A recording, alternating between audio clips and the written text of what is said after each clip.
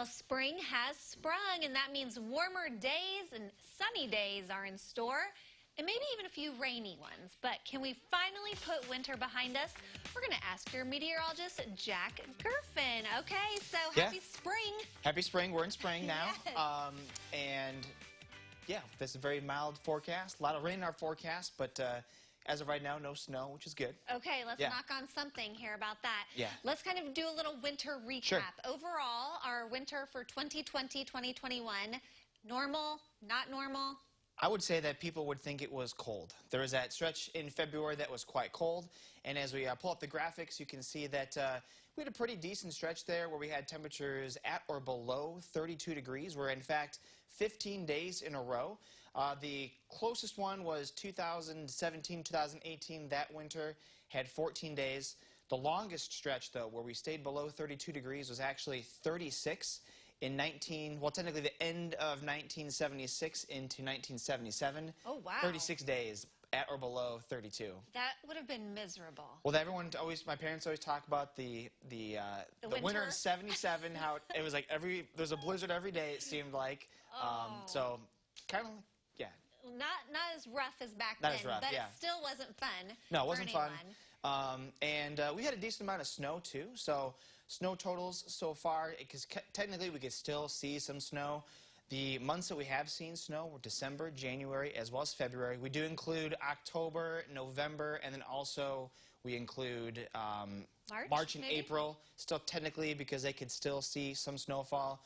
But if you look at it, obviously February was that cold month. We remember it also was a very snowy month too, where we saw over a foot of snow. So that actually put us pretty close to normal with our snow, which would seem kind of odd because there was a lot of really warm days that we had in November and December. But yeah, just a little bit shy of our average. Yeah, and hopefully we won't have any more snow this winter, but it has happened. It can happen, yeah. Especially if just a few years ago, if you remember at Easter time, there was that big snowstorm and some people got like 8 inches of snow. So if we pull up our graphics one more time, you can see that I've got some interesting statistics. So we didn't see any snow for November, and we've not seen any for March yet either. We can see some in April. We normally, on average, see less than half of an inch. So it just shows you that it's a very small chance that we would see that. So we're pretty much wrapped up, we're thinking, with our snow, at least based on our averages. We can obviously get some sort of sneak low-pressure system that comes in after I've already said that we're not going to see any snow. As of right now, our models don't have anything on there. But we had some cold days, too. That graphic shows that we had a coldest temperature of 8 below that happened on the 17th of February, and then the warmest day, because still it was technically winter, was just a few weeks ago on the 9th when it was 69. Remember that stretch there? Yes. Yeah, it was good. Okay, did you have anything else you wanted to share before I asked you a question? I didn't want to make you miss out on any fun graphics. That's it.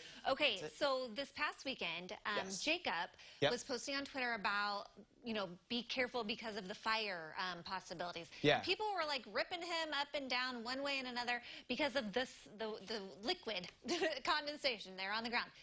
What's up with that?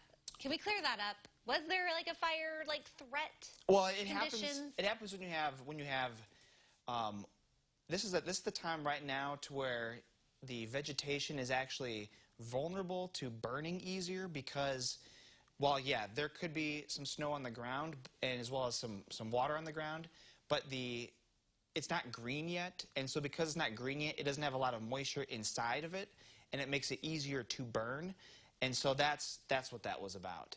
Especially, we also had high winds too, mild temperatures, and there was also not much humidity, so that also had the ingredients to go for a fire danger. So that's what that was about. Well, people were just like, yeah, right, taking pictures of like the puddles and stuff, and I was like, oh. It'd be more of a equipment fire, or if you were going to do some burning, like if you had stuff that you wanted to burn, that could have spread easy. But for something to just combust, like there's no farmers in the fields right now, or at least not a lot of them yet.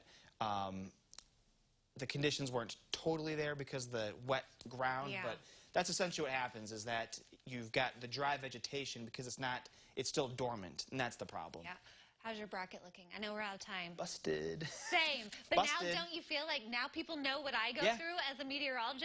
Oh my gosh, It's hard to predict things, people. You know, I'll say too that on average, I think that the meteorologist, as an industry, we're like 80% accurate. The people that handle your retirement funds, they're like 40% accurate. So if you really want to be upset with someone getting it wrong, you got to talk to the financial people and being like, why did they not see this this stock market crash coming when I saw a snowstorm coming? And that's why we asked Jack the tough questions. Yeah. If you want to ask him a question, you can post it on his Facebook page, you can email him, or you can even send him a tweet there at WCIA3Jack. And we'll catch up with you next week then. Let's do it. That sounds good. All right.